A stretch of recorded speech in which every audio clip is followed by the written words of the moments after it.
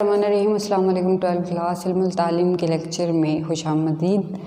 Unit number 1 ہمارا تھا برصغیر میں مسلمانوں کی تعلیم، جس میں ہم برصغیر میں مسلمانوں کی تعلیم کے کچھ نمایاں پہلو تھے جن کے اوپر ہم نظر ثانی کر رہے تھے۔ آج ہمارا لاسٹ ٹاپک ہے اس عنوان کا، اور ہمارے چیپٹر کا بھی لاسٹ ٹاپک ہے، جو کہ ہے نظم و نسق، یعنی کہ برصغیر میں مسلمانوں کی جو نظام تعلیم تھا اس کا نظم و نسق کیسا تھا، یعنی کہ اس کے اندر کیا نظام، اس کے قواعد، وہ سارا کچھ کیا تھے، کیسے تھے، ٹھیک ہے۔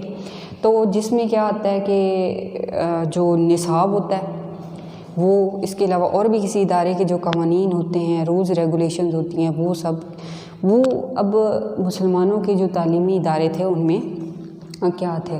تو اس پہ ایک تو مدارس کی اقسام بنائی گئی تھی۔ کچھ سرکاری مدارس تھے، اس وقت مسجد میں قائم ہونے والے مدارس تھے، خانقاہوں اور مزارات وغیرہ سے ملحق جو مدارس تھے، ٹھیک ہے، اور علماء کرام نے جو اپنے ذاتی بنائے ہوئے تھے وہ مدارس تھے۔ اب یہ سارے کے سارے جتنے مدارس تھے یہ آزاد اور خود مختار تھے، یعنی کہ اس دور کی جو حکومت تھی اس کا کام صرف اور صرف ان مدارس کی ہیلپ کرنا اور ان کے اوپر خرچہ کرنا ہوتا تھا۔ ان کے اندرونی معاملات کے اوپر کوئی ان کا حق نہیں تھا، وہ آ کے کوئی دخل اندازی نہیں دیتے تھے۔ ہر مدرسہ اپنے لحاظ سے، اپنی سوچ کے لحاظ سے اور اس ادارے کو یا اس مدرسے کو چلاتا تھا، کوئی آگے اس میں دخل اندازی نہیں کرتا تھا کہ آپ نے یہ ایسے کرنا ہے یا ایسے کرنا ہے۔ اور تمام ادارے جو مدرسے ہوتے تھے ان کے نظم و نسق جو تھا وہ ایک دوسرے سے کیا تھا، غیر یکساں تھا، ملتا جلتا نہیں تھا۔ یعنی اگر ایک ادارہ ہے سرکاری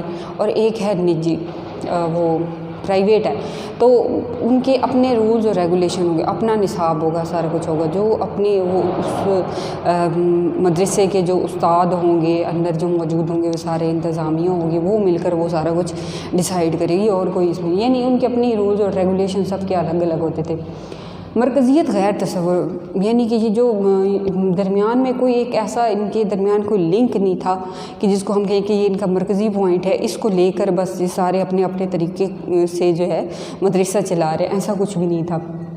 داخلے کے لیے کوئی شرط نہیں تھی، کسی بھی قسم کے مدرسے میں چلے جاؤ تو وہاں پر داخلے کے لیے کسی پورے سال کے کسی بھی حصے میں آپ وہاں پر چلے جائیں تو وہاں پر وہ آپ کو ایڈمیشن دے دیا کرتے تھے۔ عمر کی کوئی لمٹ نہیں تھی کہ آپ ایج میں زیادہ ہیں، ایج میں کم ہیں، تو انہوں نے بس ایڈمیشن کر لینا ہوتا تھا، کوئی شرط وغیرہ نہیں ہوتی تھی۔ بے قاعدہ اوقات تعلیم، یعنی کہ علم حاصل کرنے کے لیے مدرسے کے اندر اگر جاتے تو اس کے لیے کوئی ایگزیکٹ ان کی ٹائمنگ نہیں ہوتی تھی، الگ الگ ٹائمنگ ہوتی تھی، جس وقت مرضی وہ جا کے تعلیم حاصل کر لیتا تھا۔ اور تمام مدرسے، اگر مسجد ہے تو اس کا ٹائم اگر اور ہے، تو خانقاہوں کے مزاروں کے اوپر جو مدارس ہیں ان کا ٹائم اور ہوگا، سرکاری کا، اور سب نے اپنے اپنے حساب سے ٹائم رکھا ہوا تھا۔ اچھا، ایک جو عربی مدارس تھے وہاں پر جو ایڈمیشن تھے ان کے لیے مخصوص ٹائم تھا، وہ تھا شوال کا مہینہ، اسلامی شوال کا مہینہ جو تھا اس میں ایڈمیشن دیے جاتے تھے عربی مدارس میں۔ اچھا، اب اعلیٰ تعلیم کے مدارس کا باہمی رابطہ آپس میں بالکل بھی نہیں تھا، یعنی جو ہمارے اعلیٰ تعلیم کے مدارس تھے ان کا آپس میں کوئی لنک نہیں تھا، کوئی رابطہ نہیں تھا، اور ان کی مدت بھی جو تھی نصاب کو ختم کرنے والی وہ بھی غیر متعین تھی۔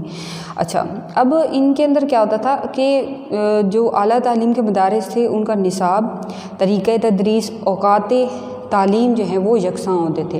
بے شک ان کا آپس میں کوئی لنک نہیں ہوا کرتا تھا اس وقت برصغیر میں، لیکن جو ان کا نصاب تھا اعلیٰ تعلیم کے لیے، طریقہ تدریس اور اوقات تعلیم، یہ سب کے کیا ہوتے تھے، سیم ہوتے تھے، لیکن ان کا آپس میں ویسے کوئی لنک نہیں ہوتا تھا کہ یہ ایک دوسرے کے ساتھ کوئی شیئرنگ کریں یا کوئی ڈیسیژن لیں وغیرہ وغیرہ، ایسا کچھ نہیں تھا۔ اچھا، پھر جو ان کی ایک اور بات تھی اعلیٰ تعلیم کے مدارس، اس میں یہ تھا کہ اساتذہ کے لیے حد درجہ احترام تھا۔ قدیم ہندوستان اسلامی مدارس کا مثالی نظم و نسق۔ اچھا، اس کی جو مین بات تھی وہ یہ تھی کہ اعلیٰ تعلیم کے جو مدارس تھے یا پرانے زمانے کے جو بھی مدارس تھے ان کے نظم و نسق میں یہ چیز مین شامل کی جاتی تھی کہ جو استاد ہیں ان کا حد درجہ احترام کیا جائے، ٹھیک ہے۔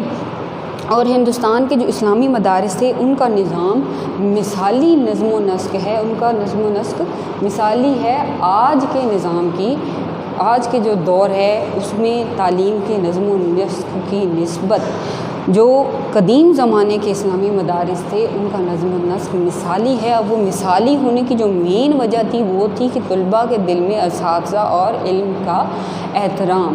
آج کل کے دور سے اگر کمپیئر کیا جائے تو پرانے زمانے میں اس زمانے میں اساتذہ کے جو شوز ہوتے تھے، جو جوتے ہوتے تھے، ان کی بھی قدر کی جاتی تھی. جو طالب علم ہوتے تھے وہ اپنے استادوں کے کام کرنے میں دلی طور پر خوشی محسوس کرتے تھے اور ان کے دل میں استادوں کے لیے بہت زیادہ احترام تھا.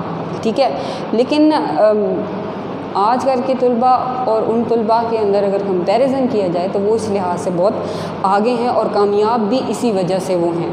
تو مثالی ہونے کی وجہ کیا ہے کہ جو طالب علم ہوتے ہیں ان کے دل میں اساتذہ کا بہت زیادہ احترام تھا اور علم کا بہت زیادہ احترام تھا. اچھا، اس کے بعد ہم سٹارٹ کرتے ہیں کہ مسلمانوں کے دور کی علمی سرگرمیوں کی خصوصیات. یعنی کہ مسلمانوں کے دور میں جو برصغیر پاک و ہند کے اندر مسلمانوں کا دور آیا تھا جس میں انہوں نے تعلیم دی تھی، علم جو ہے وہ پھیلایا تھا. تو اس دوران ان کی جو سرگرمیاں تھیں، جو انہوں نے عمل جو کام کیے تھے، اس کی خصوصیات کیا تھی؟ ایک تو یہ سب سے بڑی خصوصیت تھی، اس کی خاصیت تھی کہ مسجد جو تھی وہ ابتدائی تعلیمی مرکز تھی. یعنی ابتدائی تعلیم کسی نے حاصل کرنی ہوتی تو وہ کسی بڑے مدرسے میں جا کے نہ ایڈمیشن لیتا بلکہ مسجدوں میں جاتا اور وہاں پر ایڈمیشن لیتا. سیکنڈ کیا ہے؟ مفت اور یونیورسل تعلیمی سہولیات. یعنی کہ جو تعلیمی سہولیات میسر کی جاتی تھی، ایک تو وہ مفت ہوتی تھی، دوسرا یہ ہوتی تھی کہ یونیورسل ہوتی تھی. یونیورسل سے مراد یہ ہے کہ پورے برصغیر کے اندر وہی تعلیمی سہولیات میسر کر دی جاتی تھی، نہ کہ کسی مخصوص ادارے کے لیے مطلب سفارش کے طور پر یوں کر کے. ایسا بالکل بھی نہیں ہوتا تھا. اگر کوئی سہولت دی جا رہی ہے کسی ایک مدرسے کو تو باقی تمام مدرسے کو بھی وہی سہولیات دی جائیں گی. ٹھیک ہے، اور یہ سہولیات مفت دی جاتی تھی. ٹھیک ہے، مفت رہائش اور وظائف. تمام برصغیر کے جتنے بھی ادارے ہوتے تھے ان کے وظائف ان کو دیے جاتے تھے اسٹوڈنٹس کو، اور ان کی جو رہائش ہوتی تھی طلباء کی جو کہ دوسرے علاقوں سے دور دراز سے آ کے کہیں پر رہتے، ان کے لیے ان کی رہائش بھی مفت ہوا کرتی تھی. حکمران بڑھ چڑھ کر خرچ کرتے، مدد کرتے. ٹھیک ہے، اور حکمران کا کام صرف اور صرف اداروں کے اوپر، مدارس کے اوپر خرچہ کرنا ہوتا تھا، جبکہ وہ اندرونی معاملات سے لا تعلق ہوتے تھے. حکمران کبھی بھی مدرسے کے اندرونی کاموں میں دلچسپی نہیں لیتے تھے. اندر کے کاموں میں یعنی کہ اس کے نظم و نسق کے اندر صرف اور صرف اگر حکمران اگر کوئی ہوتا تو وہ صرف اور صرف استاد اور اس کے انتظامیہ ہوتے. ٹھیک ہے، یعنی کہ حکمران صرف اور صرف اس لیے ہوتے کہ وہ اپنا دل کھول کر خرچہ کرتے، وظائف دیتے اور مختلف قسم کی سہولیات دیتے.